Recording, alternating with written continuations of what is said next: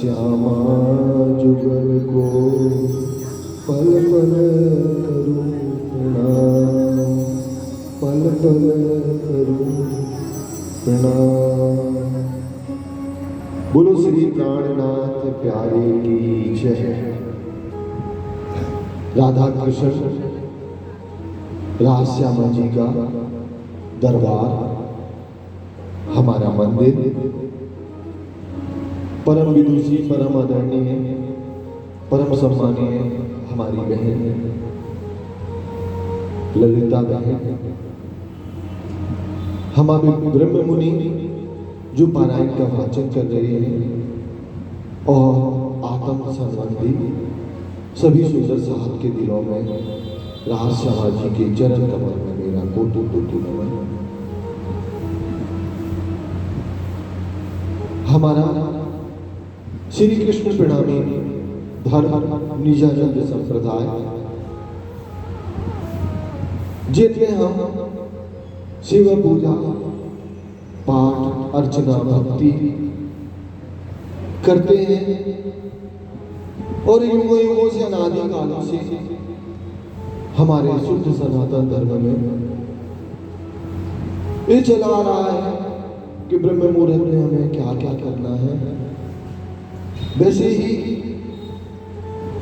सनातन धर्म प्रागट्य हुआ, उसी के चलते हुए हमारे मध्य हमारे सतगुरु महाराज और फिर उनके बाद में कैसे श्री महराज ठाकुर, जिनको हम प्राणनाथ कहते हैं,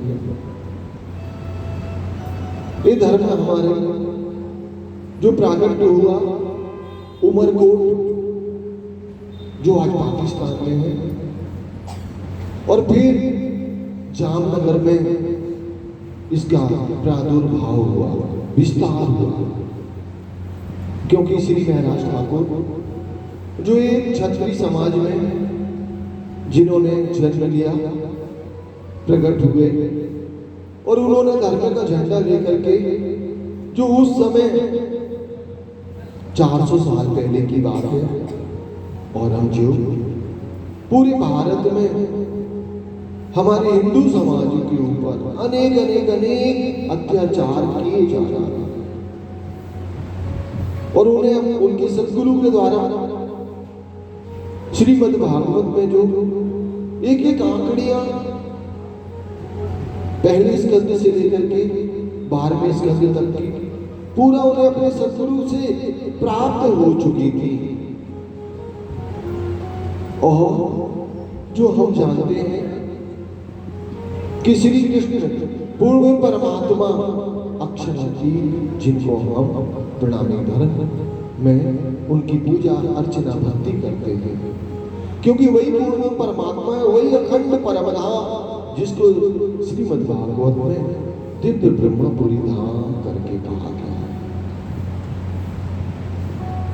उन्होंने उस एक ब्रह्म, एक परमात्मा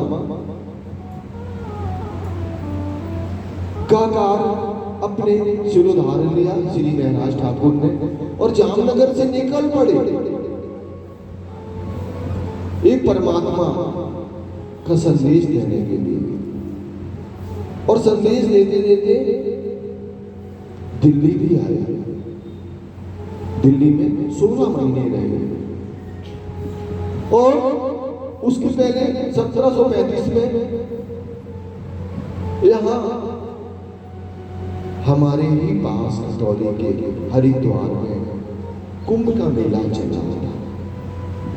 कुंभ के मेले में, और पहले से ही हमारे भविष्य पुराण में लिखा था, अभाविनो भविष्य मुनियो ब्रह्म रूपणा उत्पन्ने कलयुगी प्रधान पुरुषस्य कथा योगेन तान सर्वे पूजयस्यन्ति मानवा तत्व पूजा प्रभावेणो जीव सृष्टि उद्धार। पहले से ही भविष्यवाणी थी भविष्य पुराण में कि वो विजय अभिनंदन बुद्ध निष्कलंक अवतार 1735 में दुनिया में प्रकट हो चुके, जो हमारे भविष्य पुराण में लिखा हुआ था वही बात सिद्ध हुई। यहाँ पर पिया श्री प्राणनाथ जी ने हरिद्वार में एक अपना भी उन्होंने तंबू लगाया और एक ब्रह्म एक परमात्मा श्री कृष्ण की महिमा का वर्णन करने लगे। लेकिन सुंदर साथ जी वो कुछ जुदा, कुछ अलग चर्चा थी, क्योंकि हम जानते हैं कि कृष्ण ही पूर्ण परमात्मा है, लेकिन सबको एक ही अवतार मानता है। प्राणनाथ जी ने शास्त्रों से सिद्ध किया और आज श्री कृष्ण प्रणामी धर्म में कि जो भी भागवत कथाकार है, जैसे हमारी दीदी है, तो वो 3 अवतार जो कहे गए कृष्ण जी के ही अंदर 3 अवतार हुए। सुंदर साथ जी, ये 11 साल की लीला है, एक 11 दिन की है और एक 111 साल की। लेकिन दुनिया क्या मानती है, एक ही विष्णु अवतार, जबकि हम जानते हैं कि परमात्मा के एक पल में ऐसे करोड़ों ब्रह्मांड बनते और मिटते हैं। ये हमारी श्रीमद् भागवत कहती है। हम 12वां स्कंद देखें, उसमें विराट पुरुष का बहुत अच्छा वर्णन किया है। क्षर अक्षर अक्षर क्षर का मतलब होता है जो मिट जाए, अक्षर का मतलब है ना मिटे, और अक्षरादि जो अक्षर को भी बनाता है। ऐसे पिया श्री प्राणनाथ जी ने दिल्ली में आकर के और दिल्ली से हरिद्वार में आकर के मैसेज दिया। अब पिया श्री प्राणनाथ जी जब वहां अपने तंबू में कथा कर रहे थे तो सारे संप्रदाय के लोग आए, रामानुज, नीमानुज, विष्णु श्याम संप्रदाय, माधवाचार्य, 10 नाम सन्यासी भी आए, 7 मन्या वाले भी आए। सभी ने प्राणनाथ जी से अपना परिचय पूछा। प्राणनाथ जी ने कहा कि हे साधु संतों, आप अपने आप को बहुत ज्ञानी कहते हो और हो भी ज्ञानी, कृपया करके आप अपना परिचय बताइए। सबका परिचय पूछा, लेकिन उन्होंने से ही, क्योंकि शास्त्रार्थ होता है जब, तो शास्त्रार्थ में तो सामने से शास्त्रों के ही शब्दों से उनसे शास्त्रार्थ किया जाता है। सारे संप्रदाय, सारे 7 मन्याय वालों ने, 10 नाम सन्यासी ने पिया श्री प्राणनाथ जी को पूर्ण परमात्मा अक्षरांति विजयाभिनंदन बुद्ध निष्कलंक अवतार की उपाधि से सराहा 1735 में, और ये पहले से ही लिखा हुआ था शास्त्रों में। तो ऐसे कुंभ में तो हे ब्रह्मज्ञाओं ने सुंदर साथ जी हमारे कन्हैया श्री कृष्ण आए, तो उन्होंने आकर के हमें क्या दिया, इन झूठे ब्रह्मांड को क्या मैसेज दिया। हम सभी तो सखी हैं कन्हैया की, क्योंकि हम भले इस झूठी दुनिया में एक पुरुष है, लेकिन अंदर कौन है, आदम। आदम कौन है, स्त्री लिंग, क्योंकि हर का स्त्री लिंग वो पुरुष लिंग होता है। तो आज कोई कितना भी कहे कि मैं पुरुष हूं, इस झूठी दुनिया में कोई पुरुष है ही नहीं। पुरुष तो केवल अकेला है, कौन, परमात्मा, क्योंकि हम सभी के अंदर आत्मा काम कर रही है और आत्मा स्त्री। इसीलिए हम निजानंद प्रणामी संप्रदाय में स्त्री भाव करके, सखी भाव करके, जिनको हम राधा जी कहते हैं, राधा कृष्ण कहते हैं, उनको अपना प्रीतम मानते हैं, धनी मानते हैं, पति मानते हैं। ऐसे पूजा अर्चना हमारी जामनगर से शुरू हुई, तो हरिद्वार का एक आगमन हुआ, फिर आप देखें दिल्ली में आए और हम जो हिंदुओं की जनेऊ तोड़ रहा था। पिया श्री प्राणनाथ जी ने कीर्तन वाणी में कहा, राजा ने मरवर्ता में रायतनो धर्म जाता रे कोई दौड़ो। अनेक राजाओं के पास गए प्राणनाथ जी और उन राजाओं से कहा कि भैया अपने धर्म की रक्षा करो, लेकिन राजा तो अपने ऐश्वर्य में लगे थे और उतना आत्मबल पैदा नहीं कर पा रहे थे कि मैं इससे क्या लड़ूं।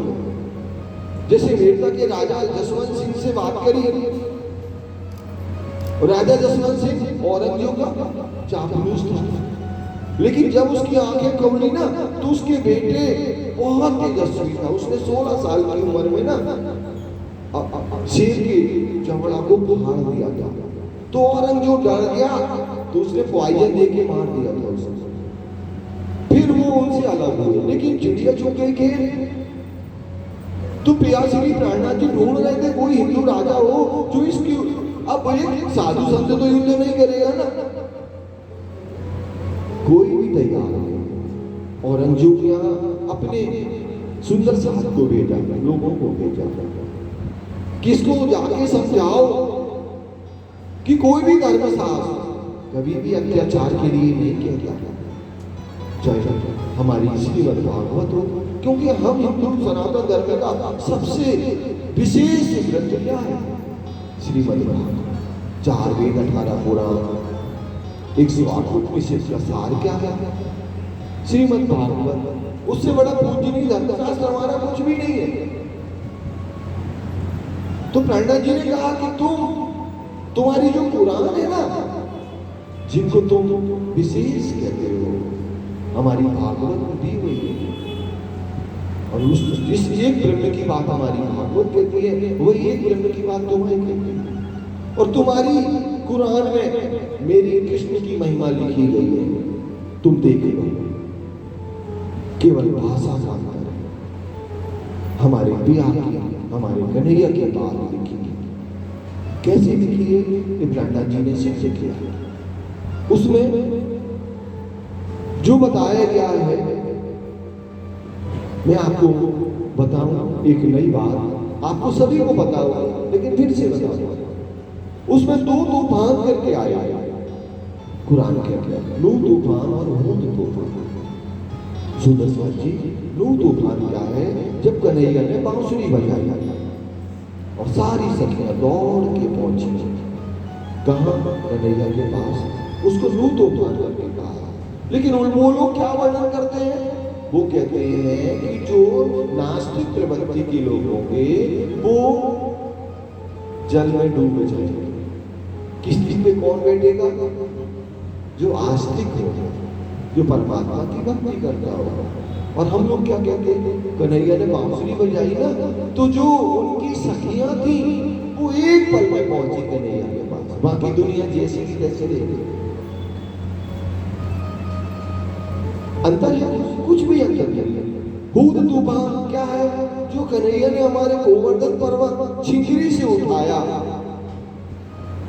कैसे पूरे ब्रजमंडल को उन्होंने बचाया उसको। तो उसमें भी लिखा, लेकिन वो लोग क्या लिखते हैं?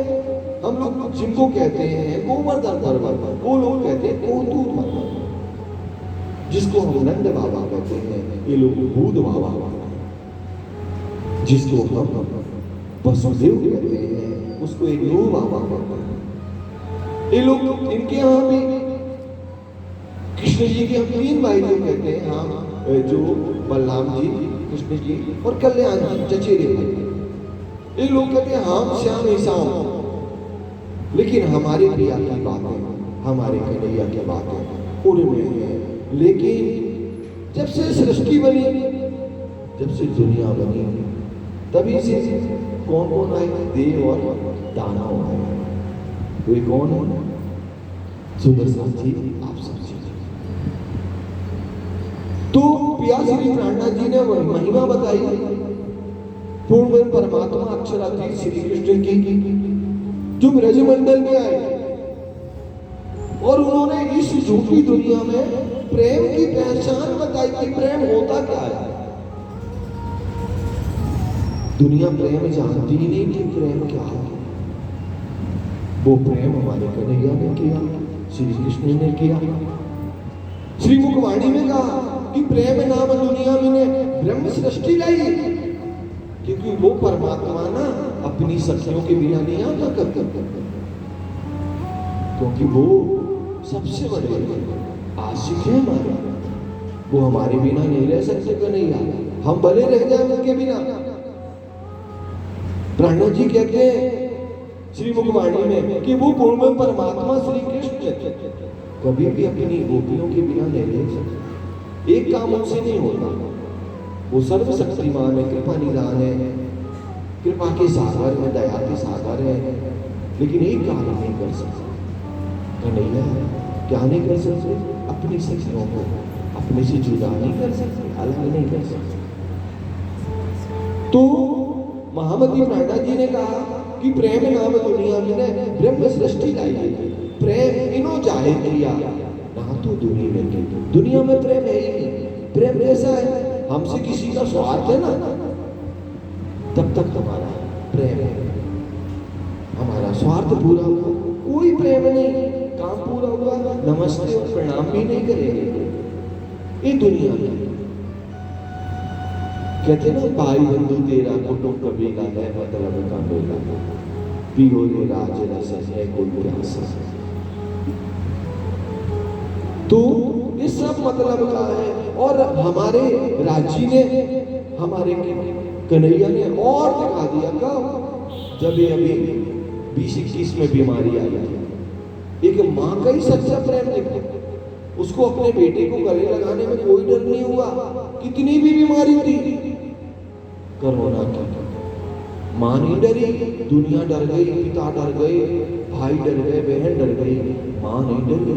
माँ तो कैसे आलिंगन गले लगाती रही अपने बच्चों का।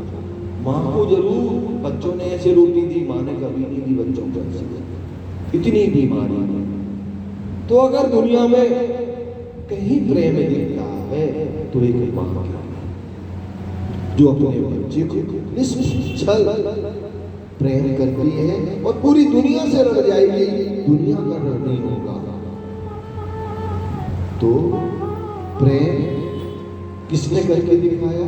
हमारे श्री कृष्ण के साथ गोपियों ने इन झूठे जिमी में आकर के एक मैसेज दिया श्री कृष्ण ने आकर के। तो महामती प्राणा जी ने प्रेम की पराकाष्ठा का वर्णन किया। प्रेम शब्द तीर्थों का है जो हुआ ब्रह्म के घर, निराकार के पार है, एक दुनी भाभी क्यों कर। वो परमात्मा श्री कृष्ण जो अखंड परमधाम दिव्य ब्रह्मपुरी धाम में जो रहते हैं और अपनी ब्रह्म प्रियाओं के साथ में, ब्रह्म प्रियाओं के साथ में प्रेम और आनंद की लीला करते हैं। ये झूठी दुनिया तो केवल स्वार्थ है, लेकिन इस झूठी दुनिया में भी हमारे लिए क्या है? धर्मशास्त्र। धर्मशास्त्र में सत्य मार्ग पर, प्रेम के मार्ग पर चलना सिखाते हैं, जो हमारे बहुत बड़े बड़े ऋषि मुनि, ज्ञानी ज्ञानी सुखदेव मुनि आए हैं। यहाँ आखिरत में प्यासी प्राणनाथ जी आए, जो 18,758 की हमारी श्री मुखवाणी है, वो उनके मुखारविंद से अवतरित हुई। तो उसके पहले अगर आपके दिल में प्रेम उत्पन्न करना है तो कैसे करें? उसका भी कोई तरीका। तो प्रेम कैसे होगा? क्या करें अब कि हम अपने परमात्मा पर ब्रह्म श्री कृष्ण से प्रेम कर सकें, क्योंकि वो प्रेम का सागर है, प्रेम का स्वरूप है। कैसे करें? एक महामती प्राणनाथ जी ने वर्णन किया श्री मुखवाणी में, युक्ति बताई, तरीका बताया कि आप कैसे अध्यात्म में अगर जाना है तो आपके अंदर ज्ञान बहुत जरूरी है। जब तक ज्ञान नहीं होगा ना तो आप प्रेम उत्पन्न कर ही नहीं सकते। और ज्ञान क्या है? जो अनेक धर्मशास्त्र श्रीमद् भागवत को हम श्रवण करते हैं या प्यासी प्राणनाथ जी की वाणी। अब प्यासी प्राणनाथ जी की वाणी ये हमें जब इस अज्ञानता अंधकार को दूर करती है, ज्ञान को अंदर प्रवेश होता है जब हमारे अंदर, तो ये जो हमारे अंदर ना मन बुद्धि चित्त अहंकार है, ये मन बुद्धि चित्त अहंकार ये अज्ञानता के बहुत बड़े स्वरूप है। इनके अंदर टोटल नेगेटिविटी है, क्योंकि पूरा ब्रह्मांड ही क्या है? नेगेटिव है। झूठ है, फरेब है, स्वार्थ है, लोभ है, लालच है, ईर्ष्या है, द्वेष है, निंदा है, बुराई है, मत मत्सर, ये सारे विकारों में एक घेरा हुआ है। और हम भी तो उसी ब्रह्मांड के, ये हमारा ये पंच तत्व का शरीर ही झूठ से ही बना हुआ है। तो इसको भी क्या अच्छा लगता है, झूठ। अभी अपन यहाँ पर परमात्मा राज्य की बात कर रहे हैं, श्री कृष्ण की, तो थोड़ी देर में हमारा आसन बदलता रहेगा और अभी हम निंदा शुरू कर दें किसी की, संजय तक भी करें ना, किसी की ताकत नहीं, भूख लग जाएगा, माया की कोई बात रोचक करे, निंदा की बातें करें, शाम तक भी पता नहीं होगा भूख लगी कि नहीं लगी, लेकिन राज्य की बात करेंगे ना कन्हैया की, तो अभी 1 घंटे बाद महाराज जी ने बहुत टाइम ले लिया, तुरंत दिल में आ जाएगा। लेकिन हमारी गलती नहीं है, ये वजूद ही झूठ का बना, शरीर ही झूठ का बना, इसको झूठ ही अच्छा लगता है। स्वादिष्ट भोजन, स्वादिष्ट स्वादिष्ट घर मकान, ऐसी दुनिया की सारी भौतिक वस्तु जो मिटने वाली है, तो सबसे पहले हमें क्या लेना पड़ेगा, ज्ञान अर्जन करना पड़ेगा। कोई भी बात, कोई भी वस्तु इस झूठी दुनिया में हम जानते हैं सरलता से नहीं मिलती, तो हम जब ज्ञान अर्जन करेंगे, और ज्ञान हमें क्या सिखाती है, सेवा। क्योंकि पूरी वाणी का सार क्या है, सुख शीतल करो संसार, प्रेम खोले सब द्वार। ये प्रहलाद जी का मैसेज है, सबसे विशेष मैसेज। सुख शीतल करने का मतलब, जो हम अंधकार अज्ञानता में लगे हैं, झूठ को ही सत्य मान करके बैठे हैं, इसी झूठी दुनिया में हम कौन सी चाहना लेके बैठे हैं स्वर्ग की। और हमारी भागवत कहती है, भागवत में 4 प्रलय बताए गए, नित्य प्रलय, नैमित्तिक प्रलय, प्राकृतिक प्रलय और महाप्रलय। सुदर्शन जी, नैमित्तिक प्रलय में स्वर्ग का लय हो जाता, सोचो आप, नैमित्तिक प्रलय, प्राकृतिक प्रलय में तो वैकुंठ भी चला जाता, और महाप्रलय में आदि नारायण जिनको हम मां विष्णु कहते हैं, ये भागवत के लिए श्रीमद् भागवत। और हम वहां की चाहना क्यों करें, हमें नहीं करना, हमें तो वो दिव्य स्थान, दिव्य ब्रह्मपुरी, जहां हमारे परमात्मा श्री कृष्ण का निवास है, उसकी हम चाहना ले दिल में। और उनके लिए कोई आपको कर्म करने की जरूरत नहीं है, क्योंकि प्रहलाद जी ने इन कर्म बंधन से मुक्त किया कि आप व्रत करो, ये करो, वो करो, कोई व्रत नहीं करना, निर्जला रहो, भोजन न करो, फलाहार करो। प्रहलाद जी कहते नहीं, ये तो कौन सी भक्ति है, ये तो रावण की भक्ति है। कैसे, आप देखें, आज मान लो हमने भोजन, या हम बहने या हम भाई लोग कभी व्रत रहते हैं ना, तो हमारे घर में किराना का कुछ सामान हो ना हो, लेकिन वो जरूर होगा व्रत का। और हम अपने घर में कितने की डिश खाते होंगे, ज्यादा से ज्यादा 50 रुपए में हम पेट भर के अपने घर में, लेकिन जिस दिन व्रत होता है कितना खाता है, 500। तो आपका व्रत कौन सा ही है, बड़ा कौन है, कम पैसे में हम जो उपभोग कर वो ज्यादा अच्छा, क्योंकि जो पैसा हम बचाए वो धर्म में दे दे, कहीं भी दे दे, कोई गरीब की मदद करता। तो प्रहलाद जी कहते हैं कोई कर्म बंधन में मत, एक प्रेम लक्षणा भक्ति दिल में ले आओ, क्योंकि प्रेम लक्षणा भक्ति सखी भाव से समर्पण। तो वो प्रेम लक्षण भक्ति कैसे आएगी, जब आपके दिल में सेवा होगी। जैसे आज हमारे यहाँ 40 पारायण चल रहे हैं, 40 पारायण में पूरे दिन कोई ना कोई यहाँ कार्यक्रम होता रहता है। सेवा, कोई भी सेवा हो, सेवा के अनेक रूप होते हैं। जब आपके अंदर सेवा आएगी ना, तो पता क्या होगा, आपके अंदर जो सबसे बड़ा दुश्मन बैठा है, कौन सा है हमारा सबसे बड़ा दुश्मन, सुंदर सर जी बताएंगे क्या, जो हमारे अंदर, सभी के अंदर, मेरे अंदर भी बैठा है, सबसे बड़ा दुश्मन है वो जो हमें सब प्रेम परमात्मा तक नहीं ले जाता। वो क्या है हमारा दुश्मन सबसे बड़ा? अहंकार।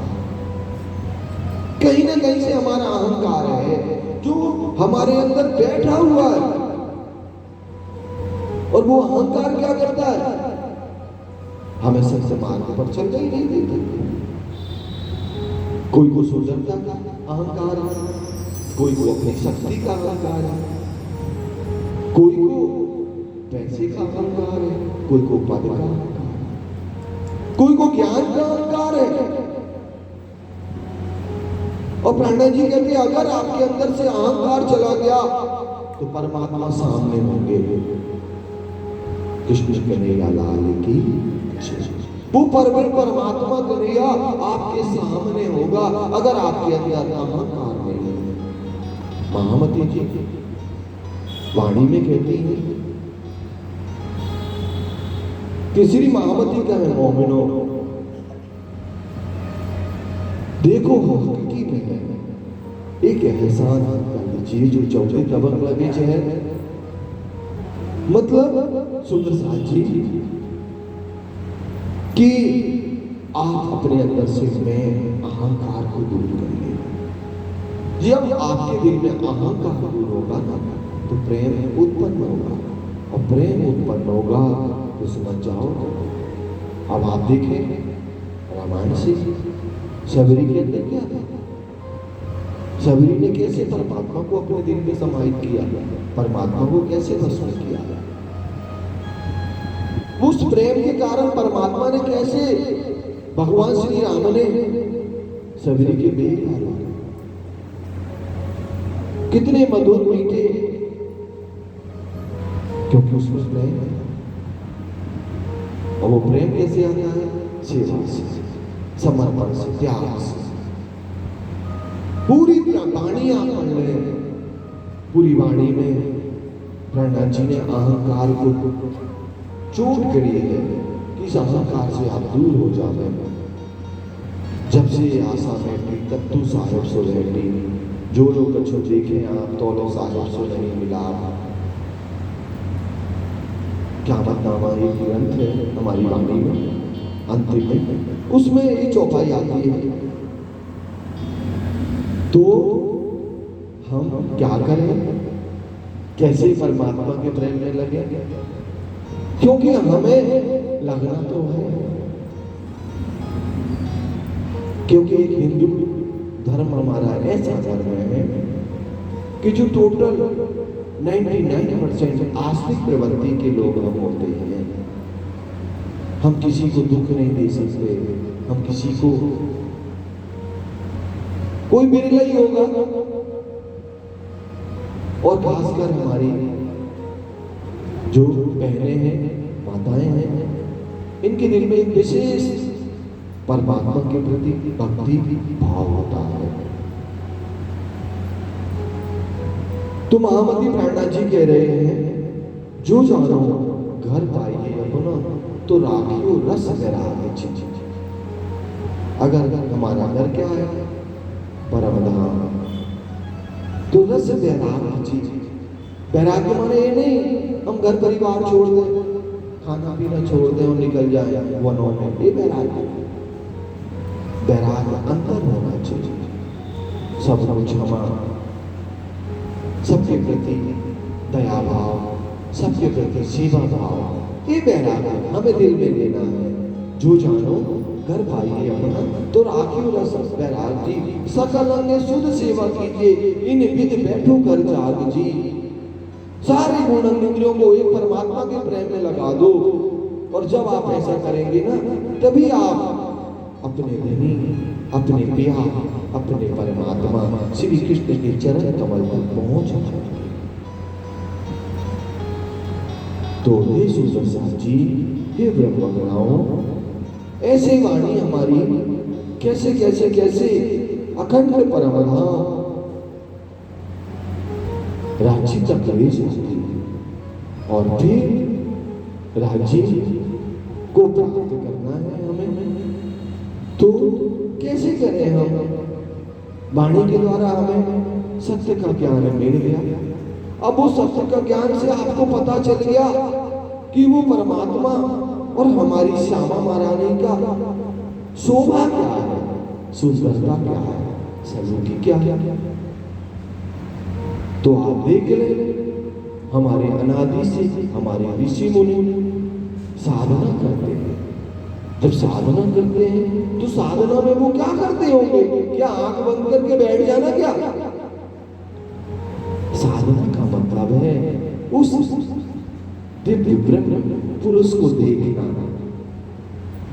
जिनको हम राज्य आविष्कार कहते हैं। श्यामा जी राधा जी के स्वरूप को निहारना, क्योंकि इन चमड़े के नेत्रों से आप परमात्मा को नहीं देख सकते। इन चमड़े के नेत्रों में इतना पावर ही नहीं है। हाँ, वो परमात्मा आएगा कोई स्वरूप है। अब हम सोचें कि सतगुरु महाराज जी ने दर्शन किए साक्षात श्री कृष्ण के, तो कैसे करे? इसी झूठे ब्रह्मांड में नौतनपुरी धाम में किए, तो हम कह रहे आंखें नहीं देख सकती, लेकिन उन्होंने तो किए। तो उसके पहले कितनी साधना की उन्होंने, अपने इस तन को उस लेवल लायक बनाया, तब वो दिव्य ब्रह्म पुरुष से परमात्मा का दर्शन कर सके। हमें भी, लेकिन उसके लिए आपको भी साधना करनी पड़ेगी। और वो साधना कैसे करेंगे? आप हृदय कमल से, हृदय कमल से आप साधना करेंगे, राधा श्यामा जी की शोभा को देखेंगे, राधा कृष्ण के स्वरूप को देखेंगे, जो उनका अखंड स्थान है जहां विराजमान है। तभी क्या होगा? यहां भी आप धन होगी और अखंड में भी धन होगी। तो हम शिवा पूजा तो करते ही है, आवोजी वाला मारे घेर आवोजी वाला, और रात्रि तक का जो हम अपने कन्हैया परमात्मा को सुलाते हैं, सदा आनंद मंगल करेंगे, अपन गायन करते हैं ना सभी लोग।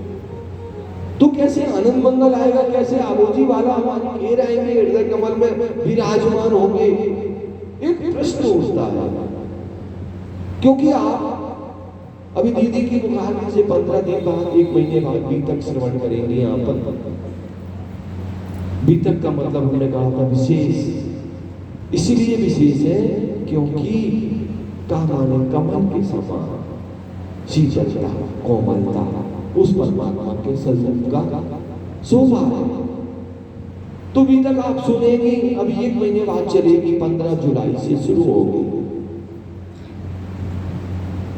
वो बीतक में प्रेम की बात है, और वो प्रेम का स्वरूप श्री प्राणनाथ जी नौतनपुरी धाम जामनगर से चल के अनेक राजाओं को जागृत करते हुए पन्ना धाम पहुंचे, और वहां महाराजा छत्रसाल जी को जागृत किया। और महाराजा छत्रसाल जी ने औरंगजेब से पता कितने युद्ध किए? कितने युद्ध किए सुंदरसाल जी? आप उत्तर देंगे ना तो आनंद। 52 किए क्या? 350 औरंगजेब को परास्त किया। कितनी बार? 350। उनमें से 52 लड़ाइयां इतनी बड़ी थी कि 80 हजार की सेना और महाराजा छत्रसाल जी की 200-250 की सेना, 80 हजार की सेना को परास्त किया और विजय प्राप्त करी। उन्होंने बुंदेलखंड की रचना की। मध्य प्रदेश है ना, इससे भी बड़ा हमारा बुंदेलखंड है। आधे से ज्यादा यूपी आता है और 80% एमपी आ जाता है। ये बुंदेलखंड है। इतने जमुना, उत नर्मदा, इतने चंचल, उत टॉस, छत्रसाल की गगन की रही न ताकत। किसी की ताकत नहीं थी बुंदेलखंड में लड़ाई कर ले। मुगलों से आजाद कराया किन्होंने? छत्रसाल जी ने। किनके द्वारा? प्राणनाथ जी के। पन्ना धाम एक पहाड़ी है, वहां खेती भी नहीं है, तो कैसे जीवन यापन करें? वहां प्राणनाथ जी ने आशीर्वाद दिया कि छत्रसाल तुम अपना घोड़ा लेके आ जाना। घोड़ा लेके जब छत्रसाल जी पहुंचे तो उन्होंने कहा आज दौड़ा लो, जहां जहां दौड़ाना हो, जहां जहां तुम्हारा घोड़ा पैर रखेगा ना, वहां की जमीन हीरा उगलेगी। आज भी हीरा निकलता है। और देखें आप वो चमत्कार, पूरी दुनिया में सबसे महंगा हीरा कौन होता है? पन्ना जी। जो जौहरी लोग होते ना, 10,000 हीरे डाल दो, उनमें से एक हीरा पन्ना जी का डाल दो, दुनिया के लिए पन्ना का हीरा जौहरी निकालेगा। हम आपने निकालेंगे, जौहरी निकालेगा।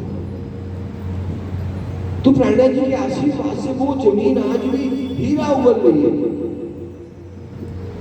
लेकिन वो प्रणा जी की कृपा महाराजा छत्रसाल जी को कैसे मिली, हमें क्यों नहीं मिल रही? ये भी हमारे दिल में प्रश्न उठता है।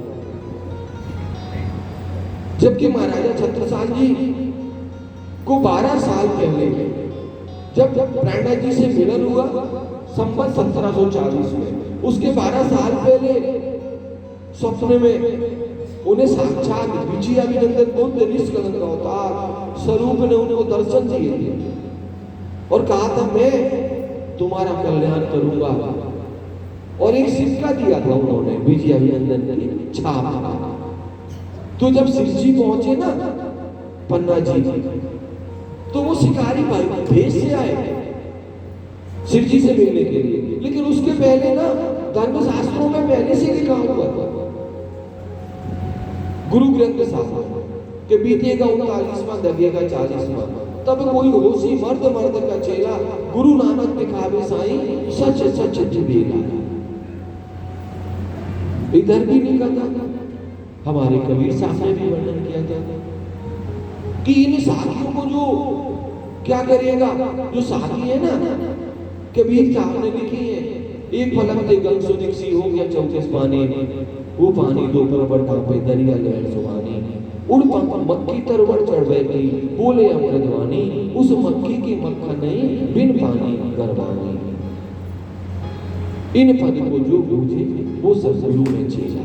ए आया तो प्रणा जी ने कैसे, कबीर पद का बहुत बड़ा अनुयायी लोग थे जिनका नाम चिंतामणि था, उनका पूरा युद्ध कैसे प्रणामी संप्रदाय में शामिल हुआ था। वैसे ही गुरु ग्रंथ साहब में लिखा था महाराजा छत्रसाल की महिमा। तो महाराजा छत्रसाल जी को इतना बड़ा आशीर्वाद मिला, तो क्यों मिला? उन्होंने पहले दिया तब मिला। हम भी कुछ देना, जैसे हम अपनी जो भी धन पैसा कमाते हैं, एक दिल में सबके भाव होता है कि हम भगवान को 10% उनके चरण कमल में सेवा करेंगे। कोई करता है, कोई नहीं भी करता है। अपनी कमाई का 10% परमात्मा की भक्ति में लगाता है। लेकिन कोई बड़ी बात नहीं, 10% करना कोई बड़ी बात नहीं। लेकिन जो आपको सांसें मिली ना, 24 घंटे मिलते ना जो आपको, उनमें से क्या आप 10% देते हो क्या परमात्मा को? वो तो पल पल आपकी सांसें चला रहा है। 24 घंटे में आप 2 घंटे 40 मिनट परमात्मा की भक्ति को दे रहे क्या? पैसा देना कोई बड़ी बात नहीं है। कृष्ण कन्हैया लाल की सोचो आप, नहीं 2 घंटे 40 मिनट कोई बिरला होगा इनमें से, हमारे में से, इनमें से नहीं, हमारे में से, जो 2 घंटे 40 मिनट हमारे कन्हैया श्री कृष्ण परमात्मा राज्य को दे रहा हो। कोई नहीं देता, वो विशेष बात। ये धन क्या है? वही हमें हर पल देता है, और हमने उसको थोड़ा सा दे दिया तो हम समझते हैं हमसे बड़ा। और एक और बात सुने, हम दान करते ना, अगर ये माई के ना हो ना तो दुनिया के 90% लोग दान ना करें, 95%। अगर ये माई के ना हो, पक्का मान लो, मैं भी ना करूं, मैं आपको शिक्षा दे रहा हूं, मैं भी ना करूं। अगर मेरा नाम नहीं बोला ना, हमने इतना दिया, तो वो जो एंकरिंग कर रहा ना उसकी तो हालत खराब है। वो नीचे उतरेगा ना, क्यों मेरा नाम नहीं बोला, हमने तो इतना पेमेंट किया था। सोचो आप, जबकि उसके ही दिया हुआ है, सांसें भी उसकी दी है, तो हम अगर भगवान परमात्मा श्री कृष्ण को 10% देने लगे ना, तो आप विश्वास करो और आप लिख के ले लो, ज्यादा दिन नहीं लगेगा, उनका आपको साक्षात्कार हो जाएगा। ये निश्चित बात। तो हम क्यों ना कोशिश करें, क्योंकि आप सभी जानते हैं कि सत्य तो कौन है, एक परमात्मा, बाकी सब क्या है, झूठ। और ये झूठ में इतना समय निकाल दिया, निकालते निकालते अगला भी निकल जाएगा, और निकलते निकलते क्या होगा,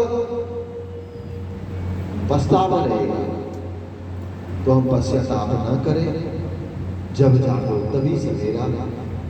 और हमारे प्राणनाथ जी ने जो प्रेम का मैसेज दिया है, तो फिर हम छत्रसाल की क्यों बनाते हैं कि छत्रसाल जी ने कैसे प्राणनाथ जी को अपने वश में कर लिया। क्योंकि प्राणनाथ जी ने खुद कहा कि दुनिया में जब से ब्रह्मांड बना, कई गुरु शिष्य का वर्णन है धर्मशास्त्रों में, लेकिन जो तुमने शिष्य बना करके दिखाया, ऐसा ना कोई हुआ ना भविष्य में होगा।